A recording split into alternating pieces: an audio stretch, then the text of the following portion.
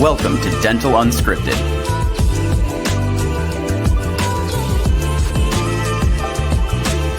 Where Mike Dinsio and Paula Quinn break down the practice ownership journey, one episode at a time.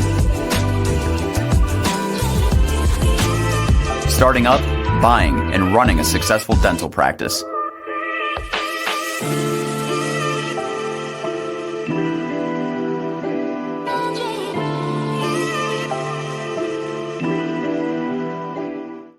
All right. Here we go. Another episode of Dental Unscripted.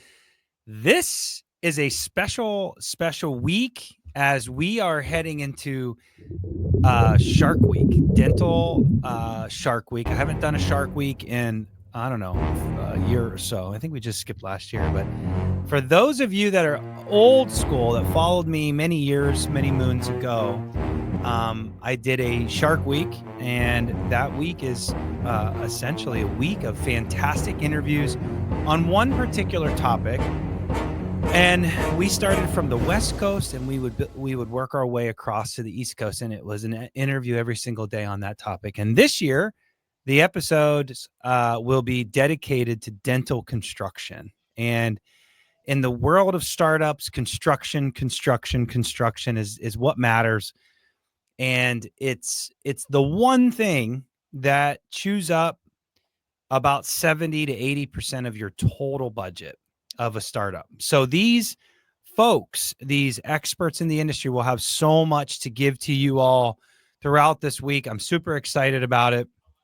No shark suit this year. Maybe we put that back on for the last episode. I don't know, but Shark Week is here, and let's get the party started. If real quick, before we pivot into the episode and introduce the guest of today, I do want to remind you all, if you are listening to this on Startup Unscripted channel or the Dental Acquisition Unscripted channel, I need you to flip over to the Dental Unscripted channel. It's just Dental Unscripted. It's a turquoise and navy blue logo. We're consolidating the two programs into one. And if you guys have been following us, we're not only talking about startups and acquisitions, but we're also giving you a lot of amazing practice management episodes. So Paula and Stefani and the whole team over at Next Level have all kinds of practice management, good stuff. It's not just Mike Dinsio's show. Now it's Paula Quinn, Mike Dinsio. And for those of you that are getting to know Paula and the rest of the team, you're in for a treat. It's a special program. We love doing our podcast. So, all right, without further ado, Shark Week kicks off with one of my favorite friends, a guy that I respect a ton in the industry up here in the Pacific Northwest, as we are sitting here in the Seattle, Puget Sound area. And I have the pleasure to be speaking with Dustin Long with Big Sky Construction. And he's been wanting to do this program for so long. Buddy, welcome to the show. It's great to see you. Mike, you know what? This is really cool. You're right. We have been wanting to do this. I'm very excited to be on the podcast. And while you might be sitting in the Pacific Northwest, I'm actually sitting in Dallas, Texas. Okay. Because not only is Big Sky taking over the Pacific Northwest when it comes to dental builds, we are also now taking over Texas. Well, that makes sense, because if you're watching on YouTube, Dustin's got a big cowboy hat sitting on top of his head.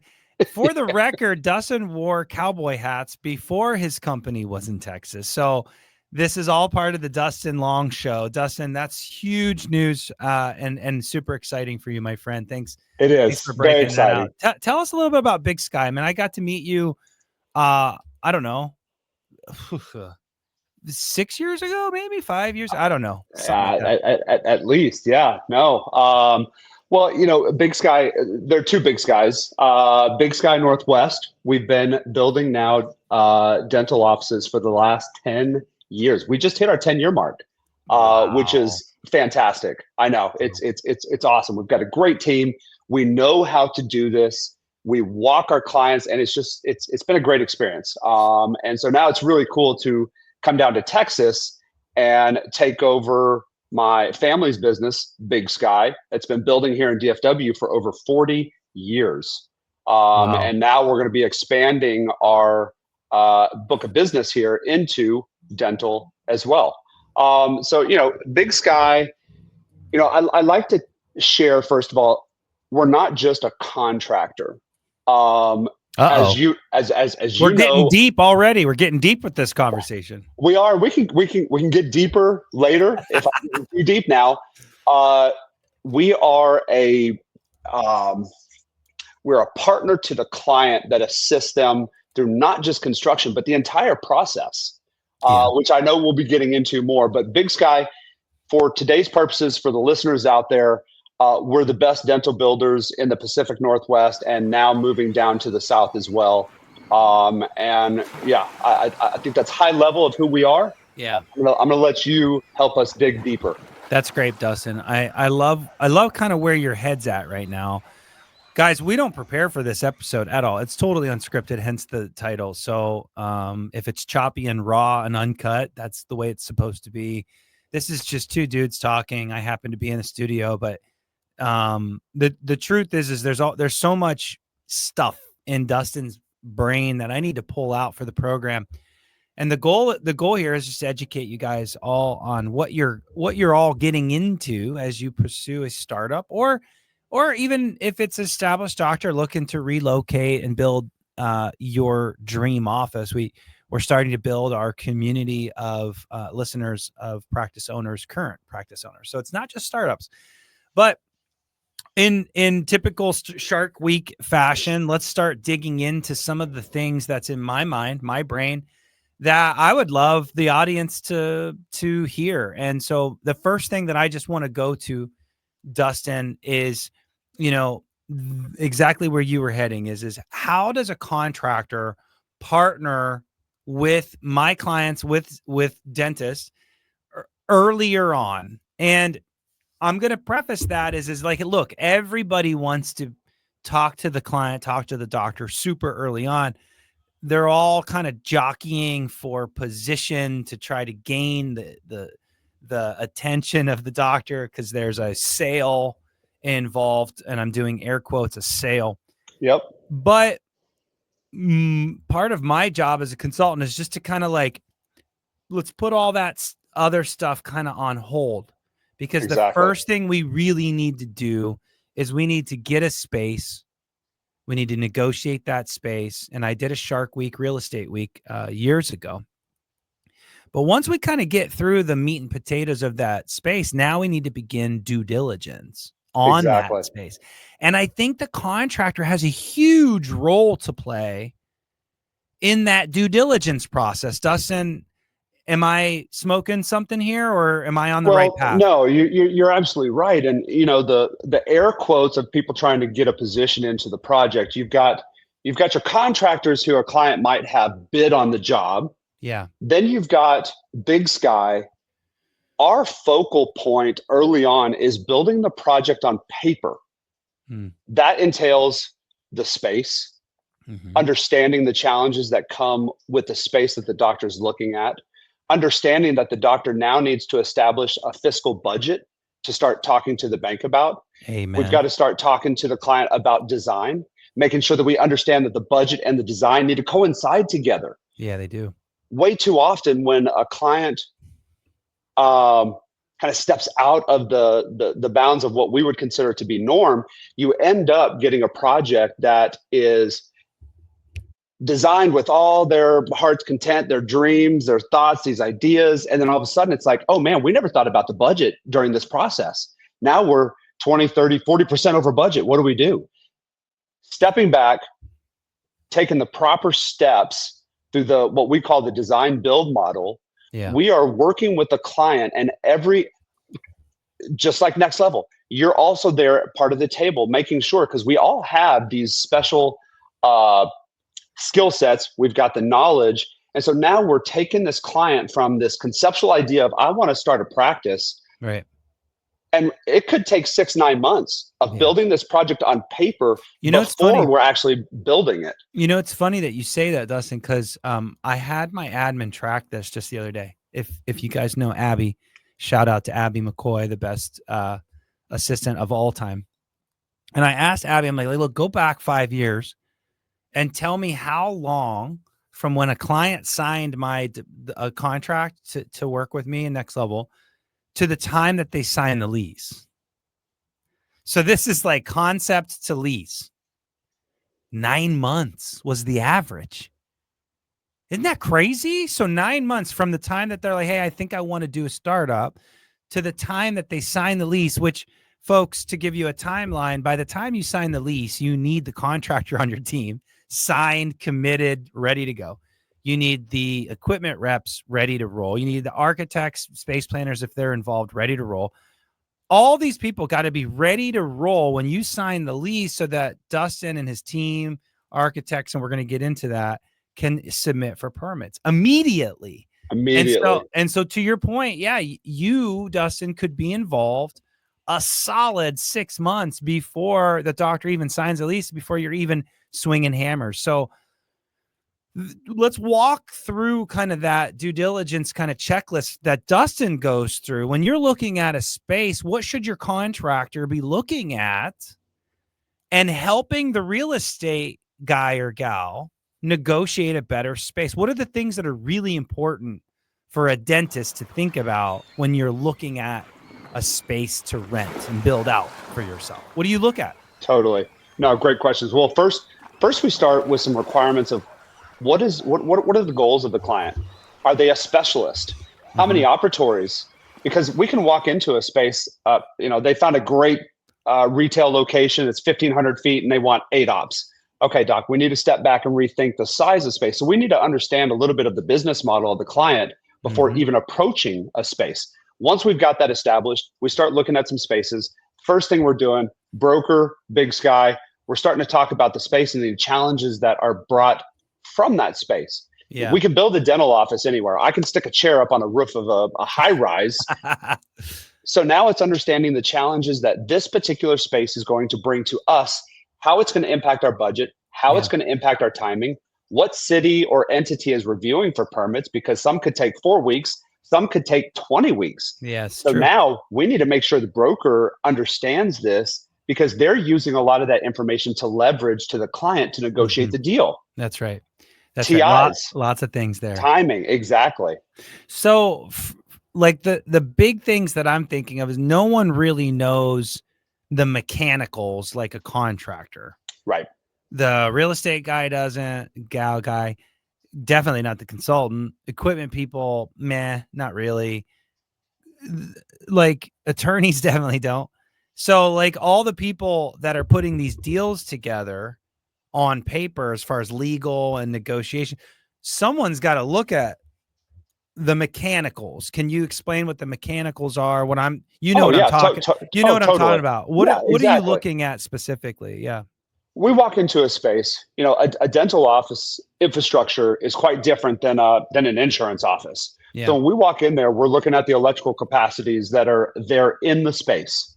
If those aren't adequate, we might have to upgrade those. That could be $10,000. You need to know that. Exactly. Yeah. Exactly. You need to know that. HVAC. There's so much heat gain and or loss depending on the time of year with the equipment, all the chairs, the sterilization, the mechanical room, reception. Everyone's looking for a different, the same comfort zone, but it's going to differentiate between different sides of the office. So understanding the HVAC, what kind of challenges can we deal with the existing? Do we need to upgrade? Do we need to add? Same for the plumbing. Your average retail center is going to have one restroom and maybe a staff lounge. Dental offices, we could add 12 to 15 plumbing fixtures within that space. Do we have the adequate water supply the adequate sanitary? See, you don't know this walking into it. All of a sudden you might be hit with $20,000, $30,000 worth of upgrades you had no idea about. And those are not good surprises. And it's happened. Look, like, I don't want to get into this too much, but if you watch some of the old episodes, go to dentalunscripted.com and then go to archived episodes. Go back 5 years. We're talking about the same crap. Go to Shark Week, Real Estate Week. There's 7 episodes, and I interviewed all these real estate people. I don't want to go into this, but like the landlord wants a dentist in their space because you're an anchor tenant. You're bringing all these amazing patients in, You're a safe business. You're probably not going to default. Odds are 99%, 98% of you will not default. Very safe. You're also going to improve their space because Dustin's going to build a beautiful office. So you're doing all these wonderful things for the landlord. The landlord, again, is going to give you some stuff like tenant improvements and free rent. Again, go back to that episode. But Dustin's the one that's going to say, hey, what you have here, Mr. Landlord, is not adequate for a dentist. And you need to help us make it adequate. And that's a negotiating point. And by the way, it has nothing to do with Dustin's construction contract. Any of these contractors that we interview this week, that is all high value add. That's why it's a relationship in the front end. So I think this is really important because the contractor that you choose to partner with can save you a lot of money. They're going to cost you a lot of money just by the nature of the business that they're in, but they're also going to save you a lot of money too. So right. And that goes all the way to the negotiations of the space. So would you say that's where the beginning of your relationship begins then, Dustin, is helping the doc look at the space and unfold the vision there and try to help the real estate professional negotiate? That's probably the biggest piece in this first start. That's exactly right. It's understanding that real estate to help the broker leverage to the landlord, but then that information is also utilized to now transfer to the designer. Yeah. So this information. I'm glad you're transitioning to this because we're going to go there. Go ahead. Yeah. The foundation continues to build on paper. We're now using that information to transfer to the designer and say, hey, listen, this is where the existing infrastructure is. Yeah. These are how tall the windows are. Here's where the beams are located. That way, when we're doing our initial concept designs, we don't have to completely change them or make major modifications because we weren't aware of what challenges the shell might have presented to us. Yeah. We don't want to stick a mechanical room all the way across the other side of the space when the main water line is on the opposite side. Now we have to extend the main water all the way. So we're looking at all these, hey, maybe that's only a few $1,000 increase, but still that's a few $1,000 that we can save from day one, just knowing that information. That's a sensor, guys. That's a sensor, right? So absolutely. So I think that's really good. So we covered due diligence and where the partnership begins. You kind of alluded to where I'm heading with the program, and that is our relationship from a client and a contractor and a space planner / architect. I really want to get into this because, Dustin, you're really good. I've worked with you for many years now. We've built a lot of beautiful offices. Our clients have really benefited from working with Big Sky, which is why you're on the program. You do a great job. Thank you. One of the things that I really like about you is how you truly hold my client's hand through the permitting process. And exactly, I have to say, this is one of the more complicated conversations that I have with my clients because they all want to bid. They want to bid because they don't want to be taken advantage by construction, knowing that construction is going to be 70+% of their entire budget. They want to make sure that that's a good number, right? Absolutely. I get that. You would too. Anybody would, especially if it's that big of a ticket item. Yeah, right. For sure. Construction's your biggest one that you have to manage. Otherwise, you're in trouble with lending. But at the same time, we need your help so much to get to through the planning. So I would love for you to just describe the process, whether it's you by yourself or you in partnership with somebody, and how you get a client from concept floor plan. And a floor plan is just chicken scratch. It's oftentimes the equipment guys are putting a floor plan together. Next Level oftentimes provides a floor plan. I outsource that service, but it's just kind of like a rudimentary floor plan. It's not the final floor plan. Someone's got to take that floor plan, that concept, and get it to permits that the city will approve. Exactly. And there's a lot to say about that. So Dustin, how are you going to approach that question? That's a tough question. It's a loaded question. How do you get it from concept to permit? Go. Well, I think we need to educate the audience in this process. It's weird, and we got to talk about it. totally. A lot goes into that. So at concept, we've got the basic flow of the practice. We've got the basic requirement set of what the doctor wants in that moment. Now we need to dig deep into the nuts and bolts of the actual practice. Is this what is the now and what does the future look like for this business? Are you going to add another doc at some point? Are you going to have associates? What's the hygiene versus restorative? Or if you're a specialist, what does that look like? Yeah. Then we start talking about equipment needs as well. Right. Delivery units. Are they at the 12? Are they at the chair? Yep. X-rays, TVs on the ceiling. Are you educating and wanting entertainment for patients while in a restorative case? All these questions go into finalizing the details of that practice. That's right. Now, once we've got that, then we have to understand, okay, what is the city now going to be looking for from us to approve a permit? I love it. So there's this kind of like step one, step two. There's like, what do you need to do what you're trying to do? Right. Mm-hmm. And then there's, what does the city need? Correct. And every city is different. That's the complexity of this freaking conversation. Is I might have a client in Tallahassee, and a client in Tacoma, Washington, and a client in the East Bay, California. Mm-hmm. And my answer is not the same for all of them, because I don't know what Tacoma is going to say compared to Tallahassee, compared to East Bay. Right. Because all those cities are different. So Dustin, help us out with the city, and do we need partners? It's an option to get a partner involved, but do we need partners, and how does that work with contractors and all that? Well, Mike, I'm gonna step back just one step real quick. Beautiful. In my design build model, I've had the conversation with the client that says, listen, I understand this idea. We are the biggest part of the budget.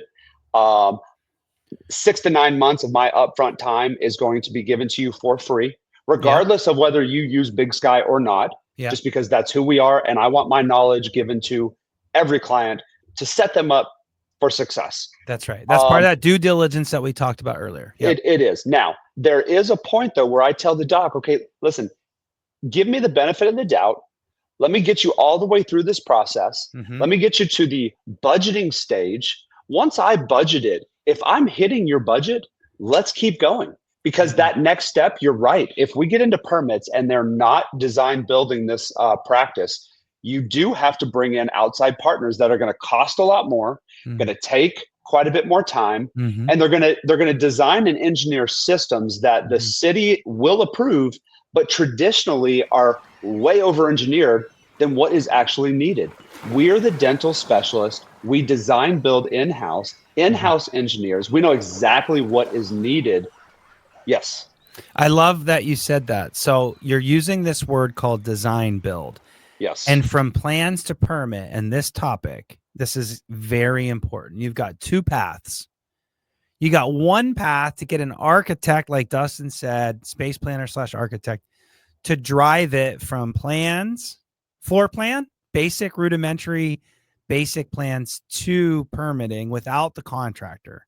Right. And then the contractor will pick it up from there and bid it. Or another route is design build. And he used the word design build. And that's a very important thing, because some contractors don't need architects and too much help from space planners. And they can take it from that floor plan all the way into permitting. And there are some benefits to design build. So let's talk about that. Staying within this plans to permit topic, let's talk about design build. So what are the benefits? I know them. I want you to say it. Yeah, absolutely. What are the benefits? You said it fast. I want you to slow down and describe what you mean there, of design build. Totally. where the builder takes you from floor plan to permit. Go ahead. Yes. The design build model is a collaboration of the contractor. They're still a designer, whether they're in-house or a separate vendor, Yep. and the client. We are building this project on paper together, making sure that the needs and requirements plus the budget are all hit prior to submitting for permit. We are giving the city exactly what is needed in order to approve this dental office. Beautiful. Now, what that does is it's saving you time, because in the other model where you have an architect and engineers, the engineers, I can 100% guarantee to you, are over engineering because they're not building. Yeah, exactly. They're not building these systems or warranting these systems. So they're going to over engineer to make sure that they're meeting the need, but traditionally they're way more. Contractors stepping in after all these systems are built. Or designed, not built, designed. Designed, excuse me, yes. Over budget, we're now having to value engineer. Yeah. The mental enjoyment of the experience is going down because now the client's looking at, what do I cut? How do I delete? And you're usually the bad guy. The contractor's usually the bad guy. Exactly. Let's take a step back. So I like what you're saying. And do I think having an architect involved is a terrible idea? The answer is no. And I think even Dustin will say it's a no also. However, this design build model is you're truly partnering with the contractor, and they're trying to be as fast as possible to get you into permits with budget in mind. Yes. And the reason I say that that's really cool, because I was an ex-banker. You all know that if you've been following the program for a while. I was an ex-banker. And I'm going to tell you right now, this is a true story. I'm not exaggerating. I tend to sometimes exaggerate to prove a point. I am not on this comment. In all the years that I have worked as a lender and a consultant, not one architect would call me on one of my clients' projects as a banker and consultant and ask what the budget was. They never asked me. So an architect sometimes not sometimes, pretty much just designs it and build and gets it prepared for the city, which is very important. But they're just kind of designing it. And then we throw it at the contractor. This is the bid route. We're not talking about design build, the bid route. And we throw it to the contractor and say, hey, we just designed this thing. Can you quote it? And no one up to that point has even discussed budget yet. And the funny thing is the very first thing that the designers, architects say to my client is get a Pinterest account and start giving me your ideas. Well, what do you think everybody's interested in Pinterest? It's the nicest stuff. It's most beautiful finishes. And that's what they're pinning and sending it to the architect. And the architect's creating that and then giving it to Dustin, and more than 50% of the time, the budget is blown, and then we have to go backwards. And that's exactly what Dustin was saying is it's not a very pleasant experience when you tell me, the client, hey, you can have this beautiful office. Let's design it and have the contractor bid it. And then all the contractors come in way overpriced. And now the client's like, man, I'm kind of bummed because I saw a lot of glass and great lighting and amazing wall covers. And now they got to strip all that out because you're the bad guy, Dustin. Exactly. And now, so Mike, something different. I want to add to that real quick. So when you have found yourself in that position, we now need to figure out how to delete, reduce, cut, and then redesign. And then redesign again. And then rebid. You're talking about 8, 10, 12 weeks. 12 weeks. What is that? What does that 12 weeks equate to seeing patients in business? Yeah. I could tell you what it equates to as a startup. The first 2 months of a startup are somewhere around $5,000 depending on how busy you get right out of the gate with some of our marketing efforts and stuff, the first month somewhere between $5,000 and $10,000, and then the next month's usually somewhere between $10,000 to $15,000. So you might be looking at first 2 months is $25,000 of sales that you're not getting, and then you're also spending it on the front end. So it does add up. So thank you, Dustin, for that. So when a contractor does bring up this idea of design build, what are some great questions to ask them to kind of get out in the interview process? What are some good questions that the audience should be asking you, Dustin, about, hey, what's the process like? And how do you guys help me through this? And how do, what are the right questions to ask, I guess? Are you with me on this? Yeah, no, totally. When a client, here's what a client should be asking their contractor.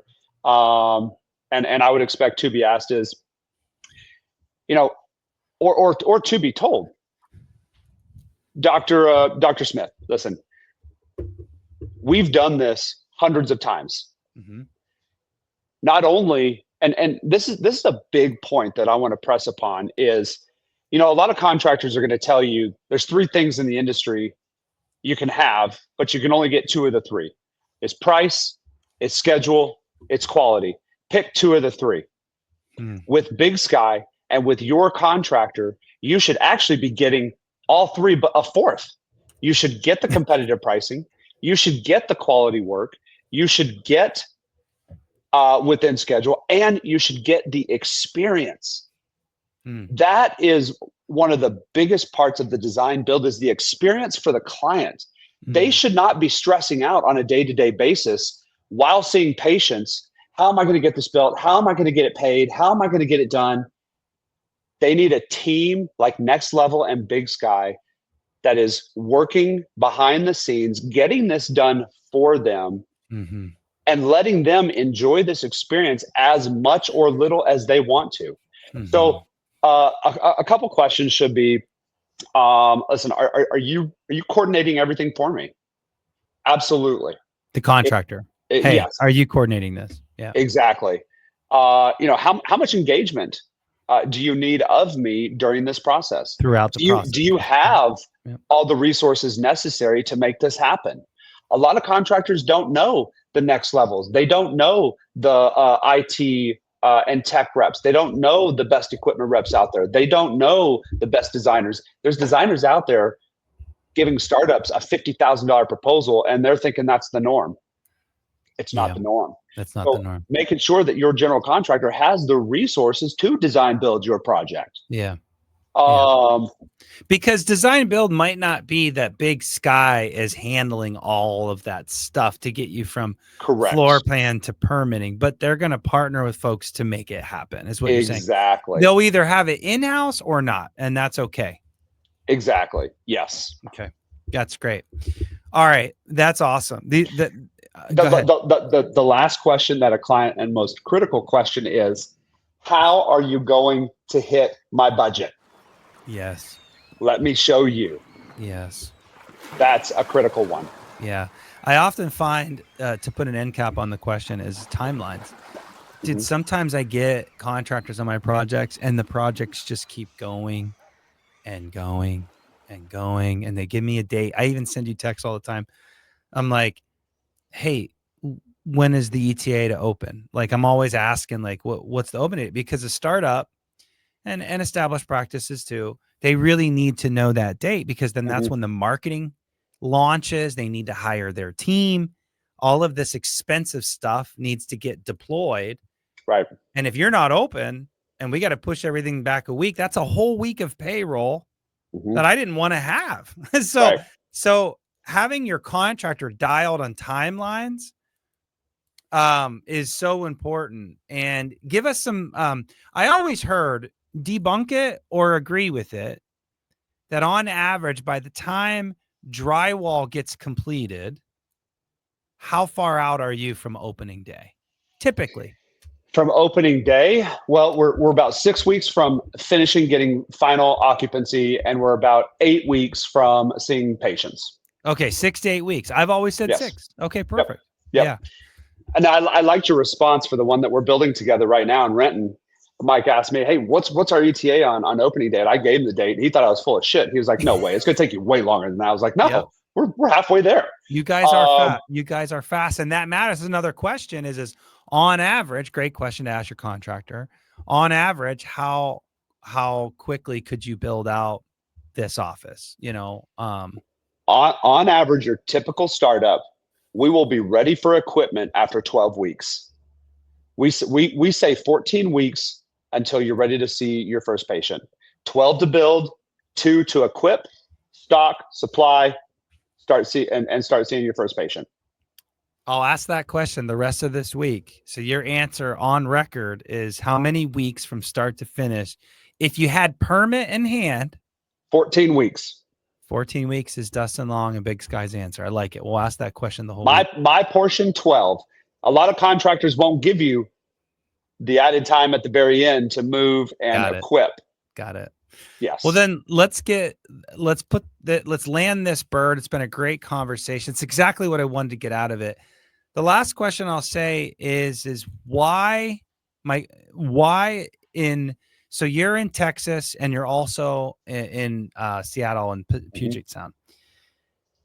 When folks are listening to podcasts just like this or online trolling and sleuthing all over the internet, and they see construction cost per square foot. Yes. I work with a contractor in Florida. It's the same contractor, and he services Jacksonville and he services Tampa. Those are pretty far away from each other. He quotes a cost per square foot for Tampa, and then he quotes a dramatically different cost per square foot in Jacksonville. Yeah. I would argue that Texas and Seattle are two different markets as well. I'm not asking you to tell me what those costs are. What I'm asking you is why is it so different across the country? Do you know the answer to that? I've actually had recent conversations on this because you're right. Texas is damn near half the cost per square foot. It's wild. I know it is. I wasn't going to say it on air, but you same metal studs. It's the same drywall. Same builder. Same laminate. Same builder. Same profitability model. Yeah. What is it? Labor? It's labor, right? A lot of it is labor. Yeah. The unions a long time ago set a baseline, and it continues to rise. Wow. The cost of living in the Pacific Northwest. We're so constrained space-wise. Mm-hmm. Land values are just so much more expensive. What about material? In a world where Donald Trump gets into office and actually, I'm not even going to say Donald Trump. Biden put a timestamp. Biden had some crazy inflation in his term. Trump's seeing some with the tariffs. I don't care about the politics. I'm just saying we have seen a crazy amount of fluctuation as it relates to tariff stuff, tax stuff, in just inflation, loaf of bread, eggs. Is that an issue with construction? Differences between Seattle and Texas? Absolutely. Yeah. Think about the warehouse storage rental fees in Seattle compared to somewhere here in Texas. Okay. Yeah. But the materials themselves, like wood and steel for the framing and just material. Same material, but it's absolutely more expensive. Yeah, in different markets. Potentially 25 to 30% different. Is it an access or a lack of access to materials in different parts of the country? Think about all the ports we have in Seattle. There's no ports in Texas. I know. I'm just trying to figure it out, like why a metal stud would cost double here in the Northwest than it would in Texas. And it has nothing to do with labor other than, it kind of does because the labors of the steel stud. So, yeah. I tell you what, when you figure that out, let's strategize because there's got to be some leverage we can take advantage to build our businesses. But for the time being, I don't know what the answer is. No. I think that's really good because these are the questions that my clients ask, and it's just sometimes it's just a great mystery, and they think you, Mr. Contractor, are the guy that's screwing them over. Like, why is Dustin 250 or whatever plus in the Northwest, and he's 150 plus in Texas? He must be trying to screw me here in Seattle, and that's not the answer. That's not the answer. An electrician here in Texas, journeyman electrician, 55 to 65 an hour. Seattle, 130 to 150 an hour. There it is. Same guy, same skill set, same certification. Yeah. Wow. Different locations. Wild. Unreal. Well, with that being said, I think we debunked and had a fantastic conversation today. I think our clients and prospective clients and folks looking to do startups, they're going to get a lot of information out of this episode. That's what Shark Week's all about. We're going to get more information this whole week. All construction, great contractors, just like Dustin Long and Big Sky. I thank you, my friend, for being part of the program. Dude, it's been how many years you've been trying to get on this podcast? Years, right? Years. I don't know why it took so long, but you are one of my favorites, and I appreciate you being on the show, buddy. Absolutely, Mark. I appreciate you and all the listeners here that are listening now and going to listen. If you need to get a hold of Dustin, want to ask him some questions, links below, contact information below. If you're in the Northwest or if you're in Texas, you definitely need to consider him to build your project. So absolutely. Call my cell, text me. I work 20 hours a day, 7 days a week. Let's go. This is true. With that being said, thank you, sir, for your time. Appreciate it. See ya.